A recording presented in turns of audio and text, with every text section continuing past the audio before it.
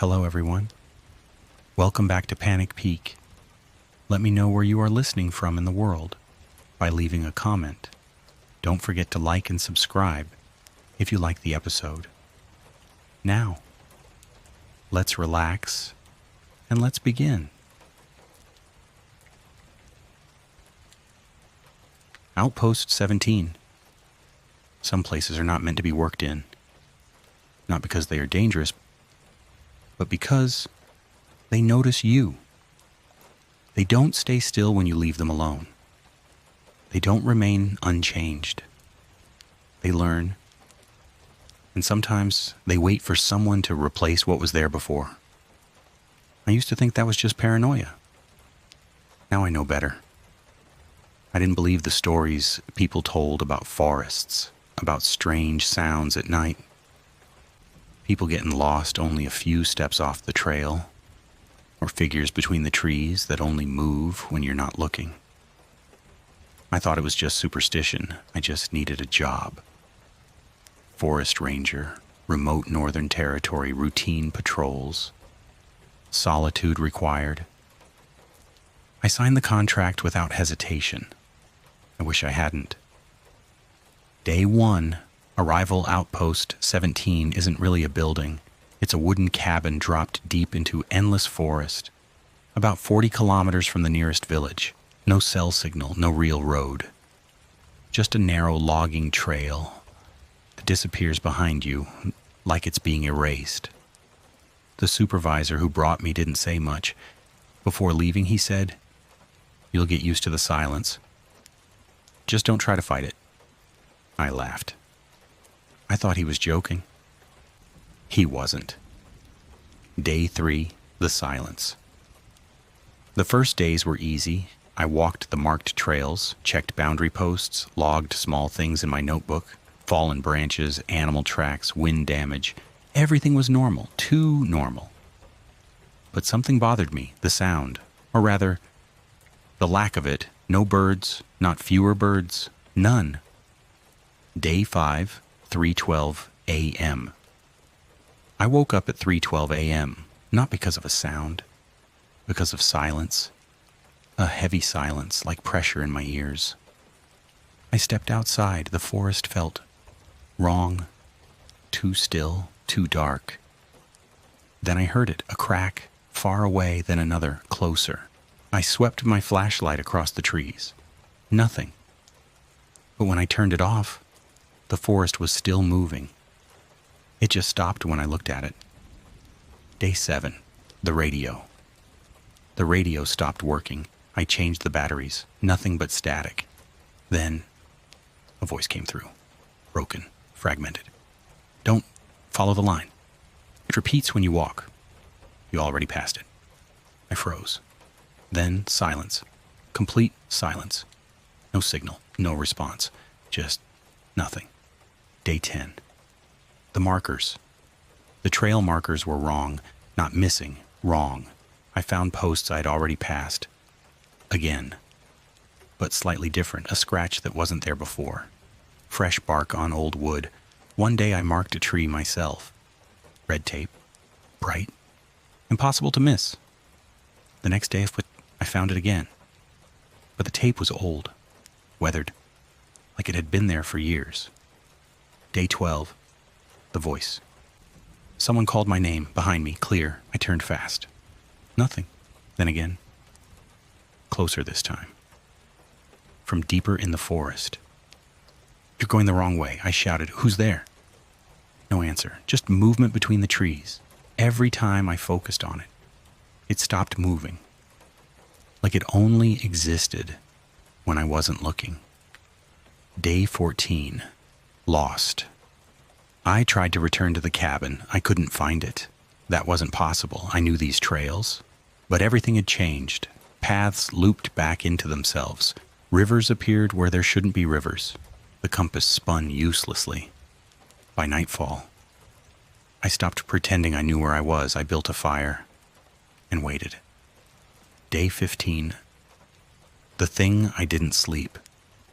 At around 2 a.m., I saw it, between the trees. At first, I thought it was a shadow. Then it stepped forward. Not walking, not running, just shifting. Like space didn't matter. It was wrong. Too thin in places, too long in others, like its shape couldn't decide what it was. Then it turned toward me, and it knew I was looking. Day 16. The map. I drew a map in the dirt. My position, the trails, the cabin. When I woke up, the map had changed. Not erased, changed. New paths appeared, old ones were gone, and the cabin was drawn twice. One where I was, one deeper in the forest. Between them, a straight line. Perfect. Like it was waiting for me. Day 17, understanding. I stopped fighting it because I understood something. The forest wasn't confusing me, it was correcting me. Every time I tried to leave, it changed the path. Every time I marked something, it updated itself. Like I was the mistake. Day 18. The cabin, I heard my name again. Ahead this time, I followed it. The deeper I went, the quieter everything became. No wind, no animals, no sound of my steps, until I reached a clearing, and there it was. Outpost 17, my cabin, but older. Blackened wood, broken windows, open door, like a mouth waiting. Inside, the radio was still playing static. I'm writing this because I found more pages inside the cabin. They weren't blank. They were already filled. My handwriting, my words, my mistakes. Some entries are dated before I ever arrived here. Others are dated after I stopped counting days. I don't remember writing them, but I recognize the way I sound when I'm afraid. There's one sentence that keeps repeating across every page. Don't follow the line. I thought I understood what that meant. I was wrong. The line isn't a path. It isn't a direction. It isn't something you can avoid. It's something the forest draws through you. I tried to leave again this morning. I made it to the edge of the trees. I could see the way back, faint, real, possible, but I couldn't step onto it because I realized something standing there. Every time I turned around, the forest had already rearranged itself behind me, like it was waiting for me to accept a different version of where I came from. And I think that's what the line is. Not a route, a correction. And I think I've finally been corrected enough because I can hear it now and just outside the walls. Not footsteps, not wind. Something repeating my name in my exact voice, but slightly out of sync, like it learned it wrong the first time. The radio is still on, static only. But beneath it, there's something else now. Breathing. Slow. Patient. Like it knows I'm done trying to understand it. I don't think I'm writing this to warn anyone anymore. I think I'm writing this because it asked me to finish the entry, and I think when I stop writing, there won't be a me left to notice the difference. The last thing I can say with certainty is this. The forest is no longer outside. It's inside the cabin now. And it finally remembers my voice perfectly.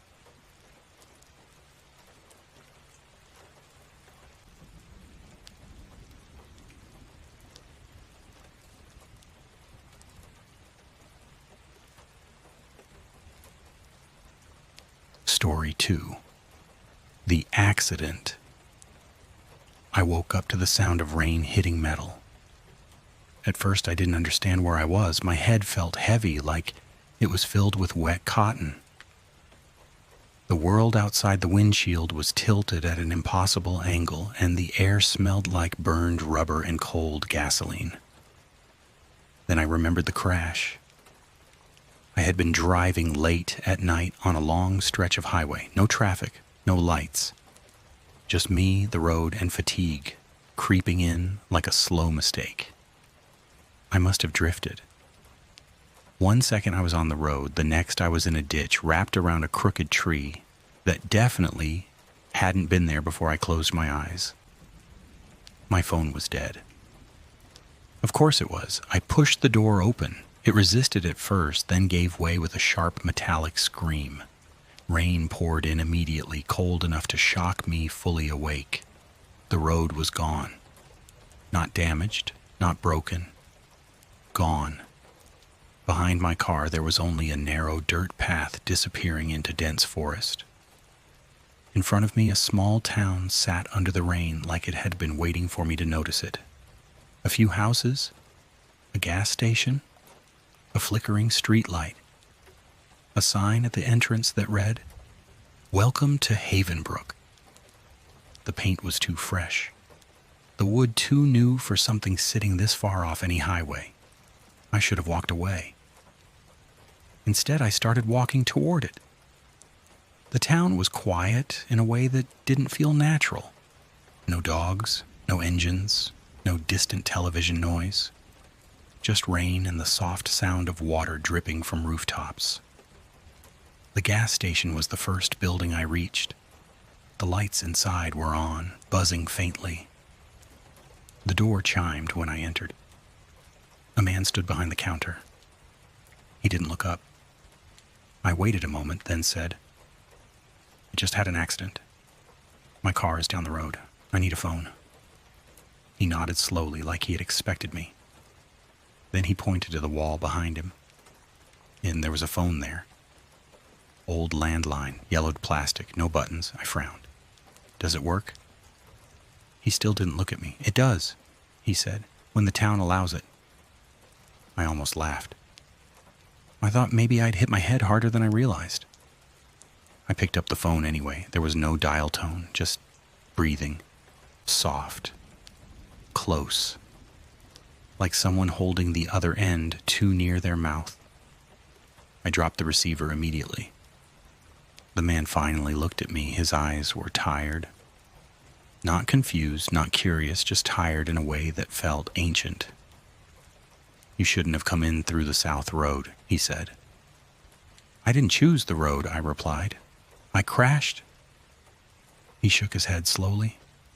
"That's not how people get here." Outside, something moved past the window. Too slow to be a car, too silent to be an animal.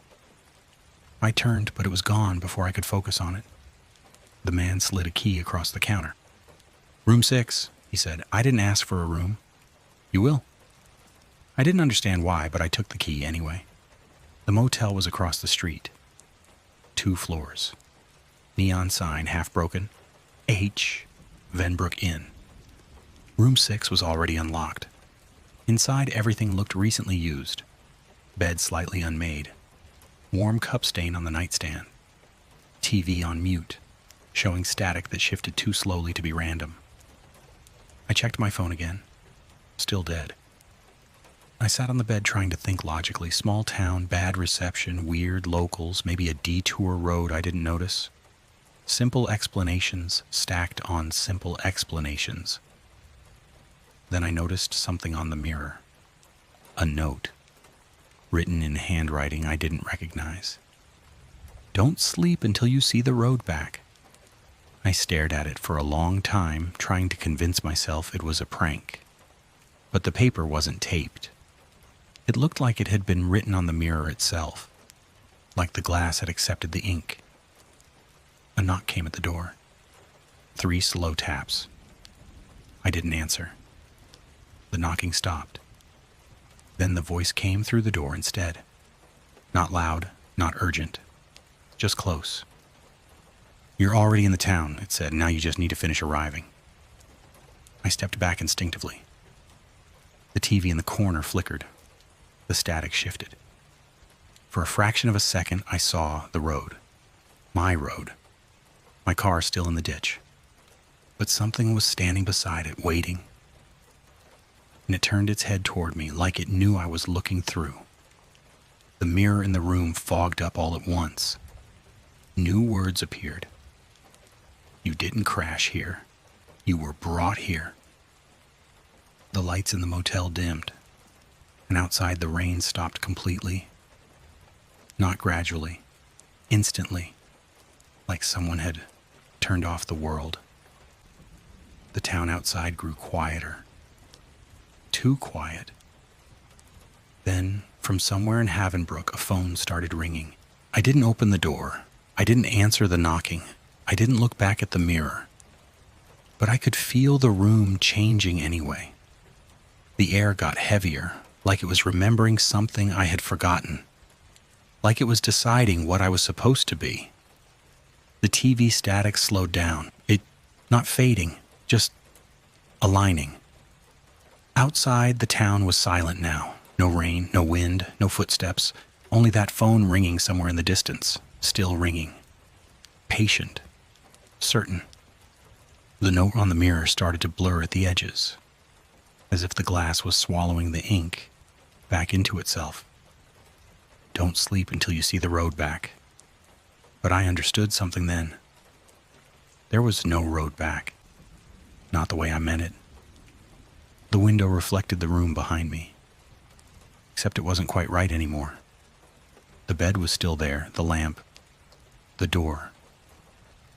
But there was also something standing where I'd been sitting, watching. I didn't turn around, because I realized it wouldn't matter anymore. The town wasn't outside the motel. It was inside the rules of the motel, and I had already agreed to them when I picked up the phone. The ringing stopped. For a moment, everything was perfectly quiet. Then the voice came again. Not from the door, not from the hallway, not from outside at all. From everywhere at once.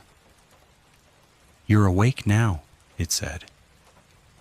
The lights went out, and in the dark, I finally understood what Havenbrook really was. It wasn't a place you arrived at. It was a place that arrived at you. One room at a time.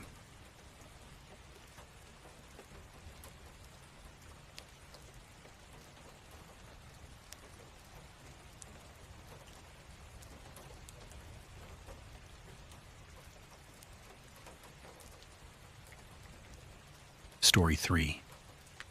The Lost Lady. I saw her standing on the side of the road just after midnight. No headlights behind her. No house nearby. Just her under the weak glow of my high beams. Like she had been placed there instead of arriving there. At first I thought it was an accident. Someone broke down. Someone in need. So I slowed down. My hands were already tired from the long drive, and I remember thinking I just wanted to get home to my family as fast as possible. She didn't wave. She didn't step forward. She just stood there, staring at the road like she was waiting for it to change. I rolled down the window as I pulled over. The night air was cold enough to bite. "Hey," I called out, "are you okay?" She didn't answer right away. She turned her head slowly toward me like the sound took effort to understand. Then she said very softly, "I think I forgot where I was supposed to go back to." Something about the way she said it made my stomach tighten. Not fear exactly, more like recognition of something I couldn't place. She looked disoriented. Her hair was messy. Her clothes didn't look damaged, just worn in a way that didn't match the road. "Do you need a ride?" I asked. She hesitated.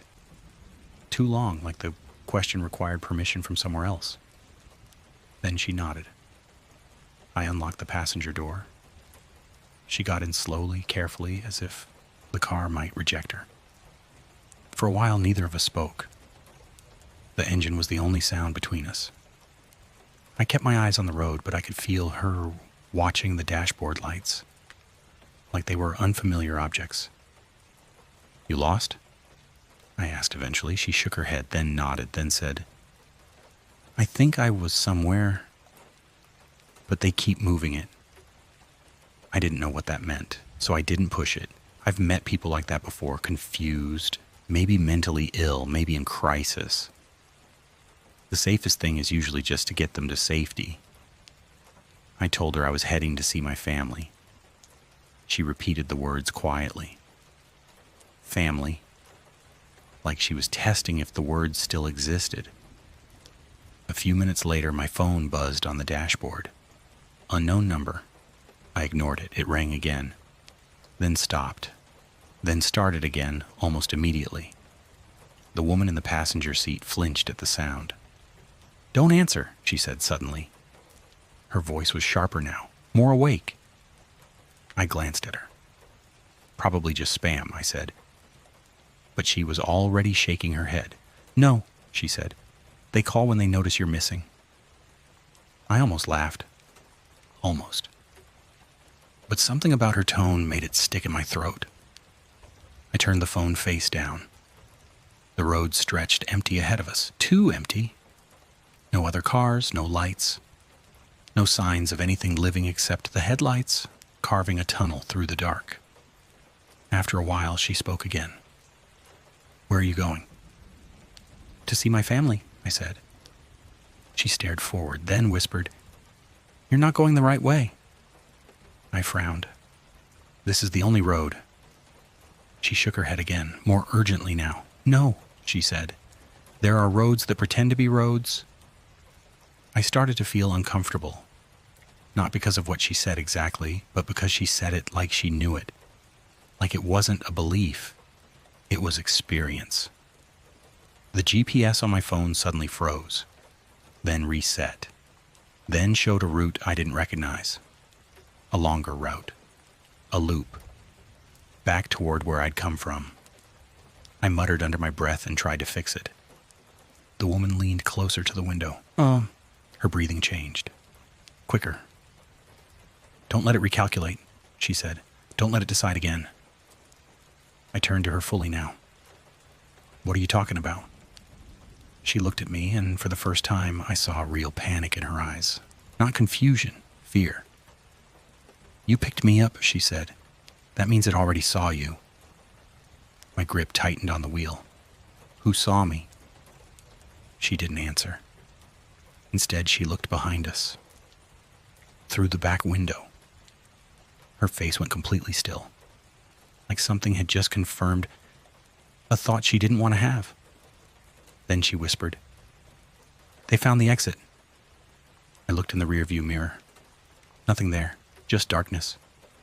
But the road behind us looked wrong, like it was slightly out of alignment with itself, as if it didn't connect properly to where we had been. My phone started ringing again.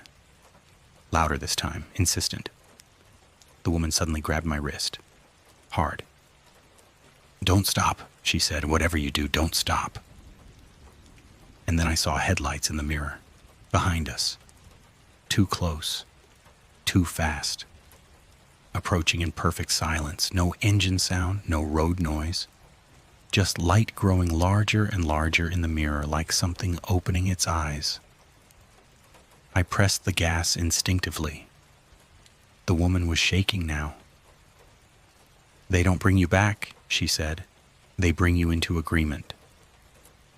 I didn't understand what she meant. I didn't have time to ask.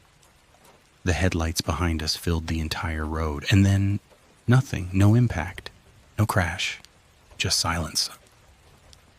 When I opened my eyes again, the car was parked. Somewhere I didn't recognize. The engine was off. The keys were gone. The woman was still in the passenger seat. But she wasn't looking at me anymore. She was looking at the door, outside, waiting. A man in a uniform stood there, calm, patient, holding a clipboard. He knocked once on the window, then opened the door himself and said, "We've been trying to locate her for days." The woman didn't resist. She just whispered something I couldn't hear. As they led her away, I finally noticed the sign behind them. Not a town, not a hospital. Something more official. Containment facility. My phone reappeared on the dashboard, still ringing. One new notification lit the screen. Unknown caller. You helped her leave, and below it, now she knows where you live. I sat there for a long time after they took her. The road around me was empty again, too empty, like nothing had ever passed through it at all. The clipboard man was gone. The building behind him was gone too. Just darkness and asphalt stretching in both directions with no clear difference between them. I tried starting the car. Nothing. No engine, no lights. Not even the usual warning clicks. Just silence. The kind that feels deliberate. My phone was still on the dashboard, still ringing. I picked it up. The screen was cracked, though I didn't remember dropping it. The caller ID still said unknown. But the voice came through before I even answered. Not a recording, not static. A voice that sounded like it was speaking from inside the device itself. "You brought her closer," it said. I swallowed hard. "That's not what I was doing," I replied. A pause, then, almost gently, "That's what everyone says." I turned off the phone. The screen went dark. For a moment, everything was quiet again. Then I noticed something in the rear-view mirror. A shape in the back seat. Still. Watching. I froze. Slowly, I turned my head. The back seat was empty, but the seatbelt was fastened. Like someone had just been there a second ago, like someone had already learned how to leave before I even understood they were inside. The car suddenly unlocked itself. All 4 doors clicked open at once. Outside, I could hear something moving again, soft footsteps circling the vehicle. Not fast, not aggressive, patient. Like they already knew I wasn't going anywhere. The voice came one last time, this time from outside the car, close to the driver's side window. "You don't have to run," it said. "You just have to confirm your location." And that's when I understood what the woman meant before they took her. She wasn't being rescued. She was being updated. I haven't moved since. Because every time I think about opening the door, I remember something I didn't notice before. The GPS isn't frozen anymore. It's working. And it's slowly rerouting me somewhere I don't recognize. Somewhere I've never been. And somehow already arrived.